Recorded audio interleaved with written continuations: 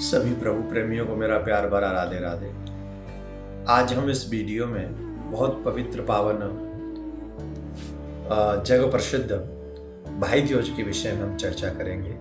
कार्तिक मास तमाम त्योहारों से भरा हुआ मास है। कार्तिक मास बड़ा पवित्र मास है। सनातनियों में कार्तिक मास का बहुत महात्म है। वैसे भी अनेक अनेक सिद्धियां, भगवत भक्ति, भगवत प्राप्ति, भगवत कथा, भगवत भजन, बहुत श्रेष्ठ मास ये है। इनमें करने से हमें बहुत बड़ा फल मिलता है, भगवत प्राप्ति भी होती है। आज हम इस वीडियो में भैया दूज के विषय पे चर्चा करेंगे, लेकिन बहनें जितनी भी सुन रही हैं बड़े मन लगाकर इस वीडियो को सुन लें, इसलिए क्योंकि इसमें आप अपने भाई के हित के लिए बहुत सारी चीजें कर सकती हैं। जैसे रक्षाबंधन पर भाई ये वचन देता है कि मैं अपने बहन के मान सम्मान की रक्षा करूंगा, वैसे ही भैया दूज वाले दिन बहन भी अपने भाई के अकाल मृत्यु से बचाने का प्रयास करती है। क्यों?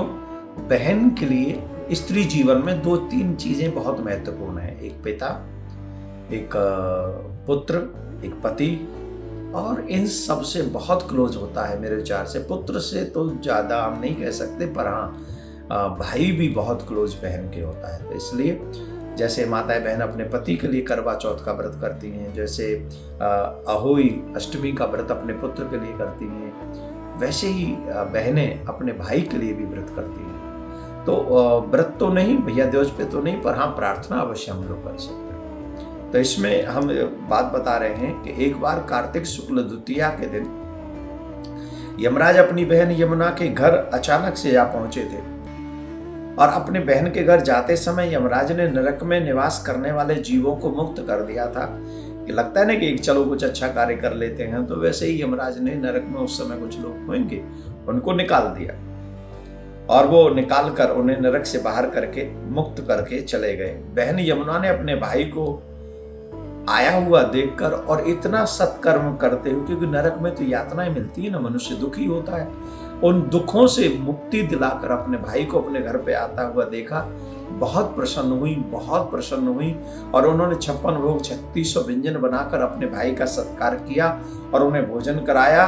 बाल पर तिलक लगाया। आज ही के दिन शुक्ल द्वितीया जो है, शुक्ल कार्तिक मास में भैया दूज के दिन उन जब यमराज पहुंचे थे तो उन्होंने तिलक लगाया कि उनको भोजन इत्यादि कराया, और बहुत सुंदर। उसी समय यमराज ने ये वचन भी दिया था कि जो आज के दिन यमुना में स्नान करेंगे भाई बहन, उनको नरक से उसी समय मुक्ति मिल जाएगी। तो रक्षाबंधन भाई दूज का पर्व भाई बहन के लिए होता है। ये धार्मिक मान्यताओं के अनुसार इस पर्व पे मनाने वाले जो भी भाई बहन हैं वो अकाल मृत्यु के भय से मुक्त हो जाते हैं।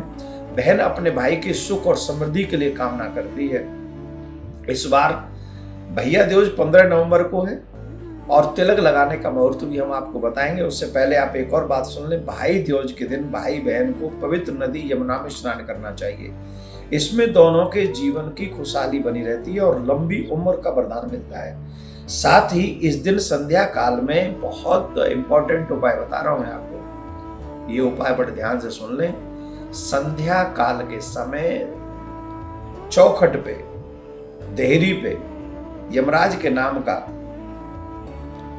चौमुखी दिया, आटे का दिया बनाएं, उसमें 4 बत्ती लगाएं, घी का दिया बनाएं, और द्वार पर जाकर देहरी के बाहर उसे हम लोग जलाकर रखें और अपने भाई की मंगल कामना के लिए प्रार्थना कर सकते हैं। इसमें हम मुहूर्त भी बता दें, 15 नवंबर को सुबह 10:40 से लेकर जो अपनी बहन को अपने भाई का तिलक करना चाहिए, शुभ मुहूर्त है 10:40 से 12 बजे तक। फिर से ध्यान से सुन लें, ये वो अर्ली वाला भी नहीं है, बड़े आराम से आप लोग स्नान ध्यान करके भी 10:40 पे आप अपने भाई को तिलक करें, लेकिन ध्यान रखें 12 बजे तक ही शुभ मुहूर्त है। तो आप सभी को भैया दूज की बहुत बहुत शुभकामनाएं।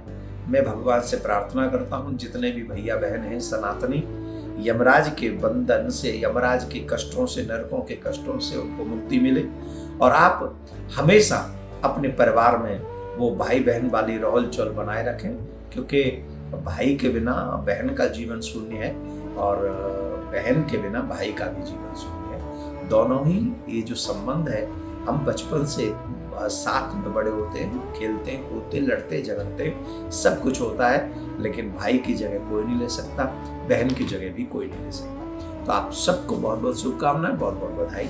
राधे राधे।